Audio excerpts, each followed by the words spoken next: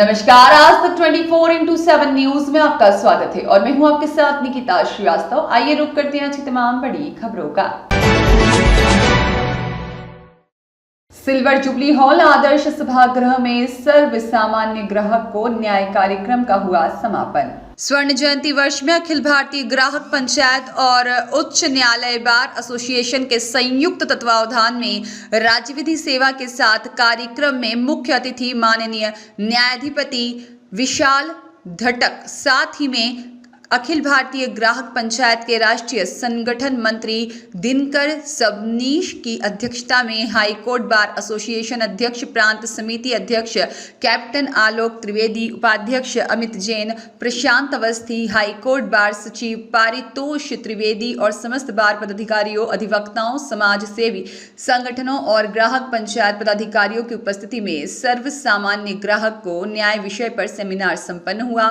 High court सचिव पारितोष त्रिवेदी ने माननीय न्यायाधिपति विशाल धगट और ग्राहक पंचायत के राष्ट्रीय संगठन मंत्री दिनकर सबनीश सभी विशिष्ट अतिथियों की अगवानी करते हुए कार्यक्रम के विषय पर प्रकाश डाला और प्रांत समिति अध्यक्ष कैप्टन आलोक त्रिवेदी के साथ अध्यक्ष श्री DK जैन के मार्गदर्शन में ग्राहक पंचायत के लोकहित के उद्देश्यों की पूर्ति पर प्रकाश डाला। कैप्टन त्रिवेदी ने ग्राहक पंचायत की 50 वर्ष की लोक यात्रा का विवरण देते हुए 1986 में उपभोक्ता संरक्षण कानून का ड्राफ्ट देकर 1986 में लागू करवाने की जानकारी दी।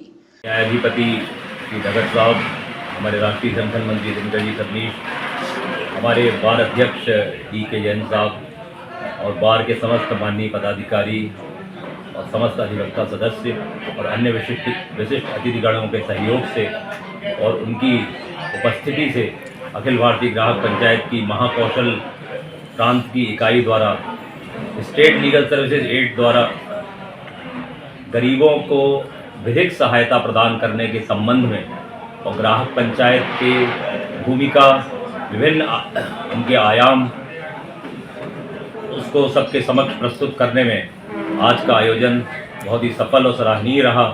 और आज माननीय न्यायाधिपति ने जो एयरलाइन में अचानक बहुत ज़्यादा दाम बढ़ाने को, जैसे जैसे समय सीमा नज़दीक आती है, बढ़ाने जैसे मुद्दे को उठाया है, वह आर्थिक शोषण ही है।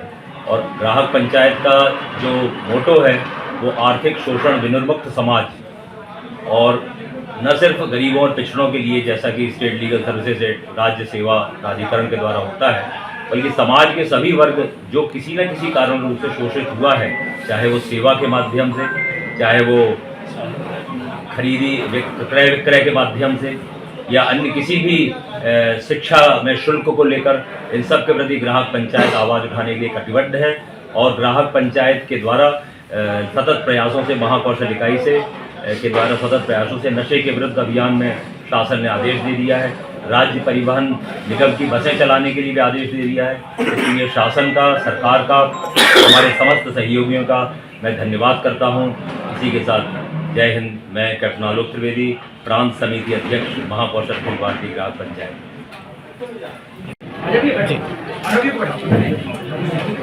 मैं दिनकर सबनीश, अखिल भारतीय ग्राहक पंचायत में राष्ट्रीय संगठन मंत्री की जवाबदारी है। अभी दिल्ली से आया हूँ।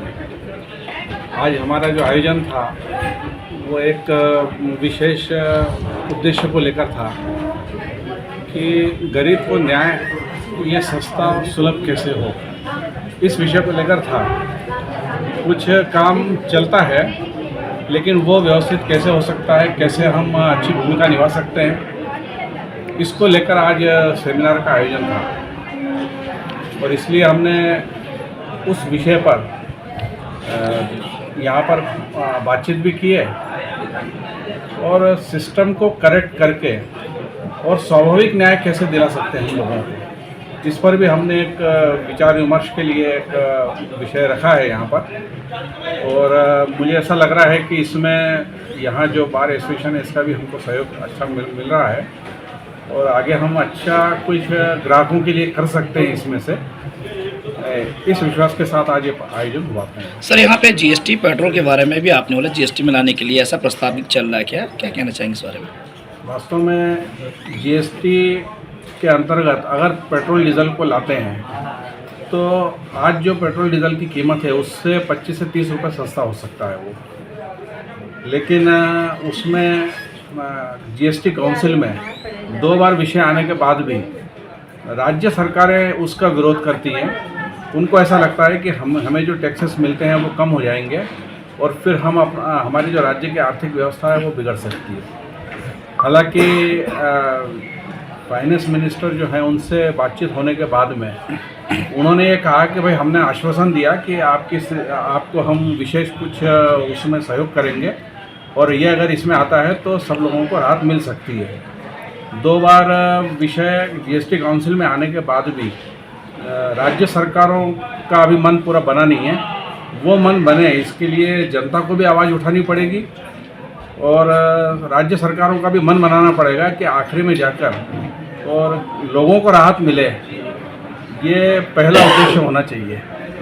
और इसलिए वो अगर मन बनाते हैं तो महंगाई पर नियंत्रण भी उससे आ सकता है। Thank you. सर, जैसा आपने कहा कि दवाइयों में काफ़ी ज़्यादा एमआरपी होती है और वो काफ़ी सस्ती मिलती हैं, उसमें क्या संशोधन हो सकता है?